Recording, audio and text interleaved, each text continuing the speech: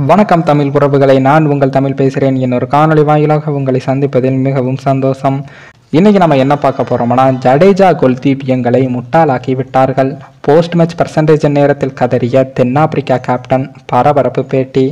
அதாவது 2015ஆம் ஆண்டு முதல் தென்னாப்பிரிக்கா அணி இந்தியாவுக்கு எதிரான T20 தொடரை வென்றதில்லை என்ற சோகமான சாதனை இருந்தது.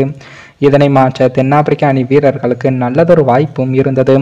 சொந்த மண்ணில் தென்னாப்பிரிக்கா அணி இந்தியாவை 3 T20 போட்டிகள் கொண்ட தொடரில் எதிர்கொள்ள இருந்த நிலையில் இதில் முதல் ஆட்டம் மழையால் பாதிக்கப்பட்ட நிலையில் இரண்டாவது போட்டியில் தென்னாப்பிரிக்கா அபார வெற்றியை பெற்றது. இந்த நிலையில் தான் தொடரை தீர்மானிக்கக்கூடிய கடைசி T20 போட்டியில் யாரும் எதிர்பாராத வகையில் இந்திய அணி வீரர்கள் சிறப்பான ஆட்டத்தை வெளிப்படுத்தி வெற்றி பெற்றனர். 202 ரன்களை இலக்காக நிர்ணயித்த பிறகும் தென்னாப்பிரிக்கா வீரர்கள் அதனை 19 ஓவரில் சேசிங் செய்து விடுவார்கள் என்ற எண்ணத்தில் தான் இந்திய வீரர்கள் இருந்தார்கள்.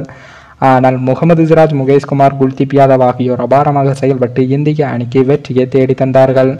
95 ரன்களில் தென்னாப்பிரிக்கா அணி சுருண்டு 106 ரன்கள் வித்தியாசத்தில் தோல்வியை தழுவியது.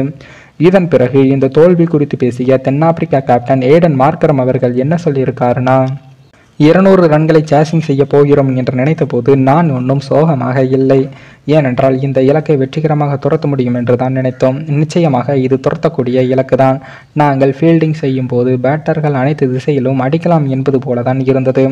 எனினும் இன்றைய ஆட்டத்தில் நாங்கள் இன்னும் கூடுதல் கவனம் செலுத்தி இருக்கலாம். இந்த தொடரில் பல நல்ல விஷயங்கள் எங்கள் அணிக்கு கிடைத்திருக்கிறது என்றும் இதனை வைத்து நாங்கள் முன்னோக்கி செல்வோம் என்று நம்புகிறோம். சில நல்ல விஷயங்கள் இருந்தாலும் சில விஷயங்களை நாங்கள் கவனம் செலுத்தி அதனை மாற்ற முயற்சிக்க வேண்டும் என்று தென்னாப்பிரிக்கா கேப்டன் ஏடன் மார்க்கரம் கூறியிருந்தார். மேலும் பேசிய ஏடன் மார்க்கரம் அவர்கள், நாங்கள் சூரியகுமார் யாதவ் காயத்தால் பாதியில் விலகி சென்றபோது இந்தியாவை எளிதாக அடித்து விடலாம் என்று தான் நினைத்தோம்.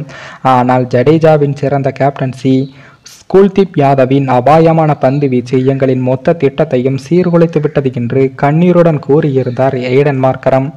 மேலும் இந்த வீடியோ ஏதோ ஒரு விதத்தில் உங்களுக்கு பிடித்திருக்கும் என்று நினைக்கிறேன். நம்ம சேனலுக்கு புதிதாக வீடியோ பார்க்கிறீர்கள் என்றால் மறக்காமல் சப்ஸ்கிரைபர் பண்ணிவிட்டு பாருங்கள். இன்னொரு வீடியோவில் சந்திக்கும் வரை நான் உங்கள் தமிழ்.